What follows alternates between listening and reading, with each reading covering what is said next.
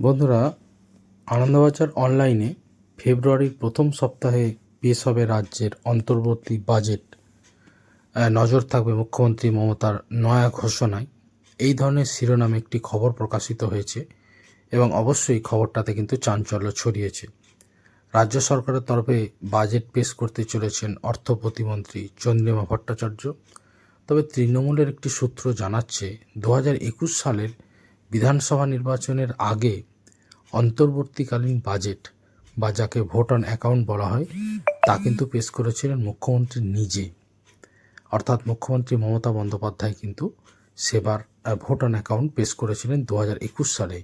এবার তেমন সম্ভাবনা থাকছে বলেই ধরে নিচ্ছে পশ্চিমবঙ্গ বিধানসভার সচিবালয়।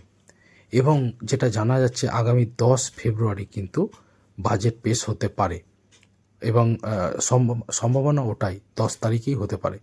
আপনারা জানেন যে 1 ফেব্রুয়ারি কিন্তু কেন্দ্রীয় বাজেট ঘোষণা হবে এবং অর্থমন্ত্রী নির্মলা সীতারামন 1 ফেব্রুয়ারি বাজেট পেশ করবেন। তারপরে রাজ্য সরকার তরফ থেকে বাজেট পেশ করা হবে 10ই ফেব্রুয়ারি এবং সেটা চন্দ্রিমা ভট্টাচার্যের বদলে মুখ্যমন্ত্রী মমতা বন্দ্যোপাধ্যায়ের হওয়ার কিন্তু সম্ভাবনা রয়েছে।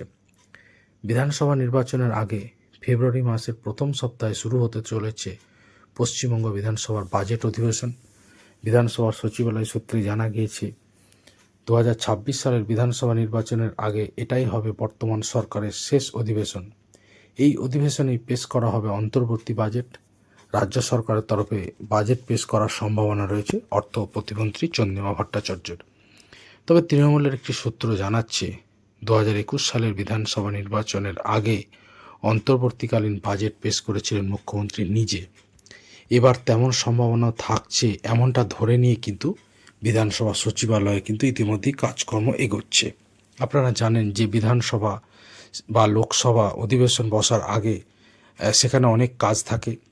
তো এবার কিন্তু কৌতূহল ছড়াচ্ছে যে অর্থমন্ত্রী বদলে হয়তো নিজেই মমতা বন্দ্যোপাধ্যায় নিজে বাজেট পেশ করবেন এবং কি ঘোষণা করবেন সেটা নিয়ে কিন্তু একটা আলোচনা চলছে এবং সেই নিয়ে কিন্তু চারিদিকে কিন্তু একটা কৌতূহল ছড়াচ্ছে যে ডিএ কত % ঘোষিত হবে। এটা একরকম নিশ্চিত হয়ে গিয়েছে যে ডিএ ঘোষণা হবেই এবং চুক্তিভিত্তিক কর্মচারীদের স্যালারি বৃদ্ধির সম্ভাবনা রয়েছে। এই অধিবেশন হবে সপ্তদশ বিধানসভার শেষ অধিবেশন। নিয়মিত পরিষদীয় প্রক্রিয়া অনুযায়ী প্রশ্নোত্তর পর্ব, উল্লেখ পর্ব এবং বিভিন্ন সরকারি ও বেসরকারি প্রস্তাবের উপর আলোচনা অনুষ্ঠিত হবে। পাশাপাশি একাধিক গুরুত্বপূর্ণ বিল পাস হওয়ার সম্ভাবনা রয়েছে।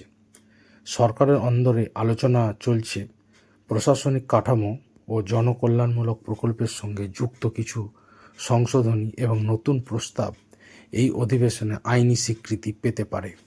নবান্ন সূত্র থেকে জানা যাচ্ছে স্বাস্থ্য, শিক্ষা, গ্রামীণ উন্নয়ন, সামাজিক সুরক্ষা ও কর্মসংস্থান এই 5টি ক্ষেত্রকে বিশেষ গুরুত্ব দেওয়া হবে। বিশেষ করে লক্ষ্মীর ভাণ্ডার, স্বাস্থ্যসাথী, কন্যাশ্রী ও খাদ্যসাথী প্রকল্পের বরাদ্দ বৃদ্ধির সম্ভাবনা রয়েছে বলে মনে করছে প্রশাসনের একাংশ। রাজনৈতিক বিশ্লেষকদের মতে নির্বাচনের আগে এই বাজেটে কার্যত সরকারের রিপোর্ট কার্ড হিসাবে কাজ করবে। অর্থাৎ বুঝতেই পারছেন প্রত্যেকটা রাজ্যেই কিন্তু আমরা দেখেছি, যেমন বিহার বিধানসভার আগে মুখ্যমন্ত্রী নীতিশ কুমার অনেক কিছু ঘোষণা করেছিলেন। মেয়েদের 10,000 টাকা করে দেওয়াও হয়েছে, আরও অনেক ঘোষণা ছিল সরকারি চাকরি সহ। একইভাবে অন্যান্য রাজ্যেও দেখা যায় এমনটা পশ্চিমবঙ্গে হওয়ার সম্ভাবনা রয়েছে। সেই নিয়ে কিন্তু ইতিমধ্যেই কৌতূহল ছড়িয়েছে। তবে বিরোধী দলের ভূমিকা নজর কাড়বে এমনটাও কিন্তু প্রতিবেদনে বলা হয়েছে। বিরোধী দলনেতা শুভেন্দু অধিকারীর নেতৃত্বে তাদের যে পরিষদীয় দল কী ধরনের কৌশল নেয় সেই নিয়েও কিন্তু চর্চা রয়েছে। এছাড়া সাম্প্রতিক বিভিন্ন ইস্যু, নিয়োগ দুর্নীতি, আইন শৃঙ্খলা পরিস্থিতি, কেন্দ্রীয় বঞ্চনার অভিযোগ এবং রাজ্যের আর্থিক অবস্থার মতো বিষয়গুলি নিয়েও আলোচনা হতে পারে এবং সরকার বিরোধীদের মধ্যে তীব্র বাদানুবাদ হতে পারে ইত্যাদি কিন্তু আনন্দবাজার অনলাইনে লেখা হয়েছে।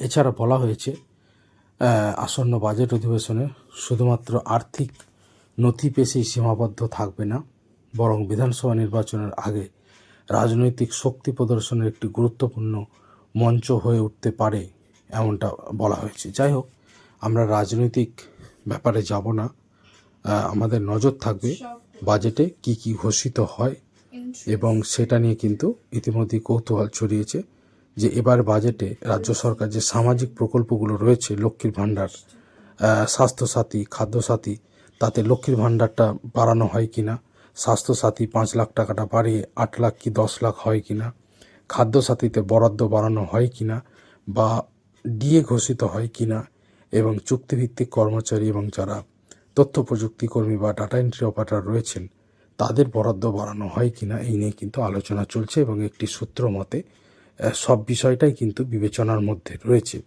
সম্প্রতি মানস ভূঁইয়াও রাজ্যের ফেডারেশনের, রাজ্য সরকারের যে ফেডারেশন কর্মচারী সংগঠন রয়েছে শাসক দল সমর্থিত, সেই ফেডারেশনের সভাপতি তিনিও বলেছেন যে নিশ্চয়ই সরকার সব কিছু বিবেচনা করবে।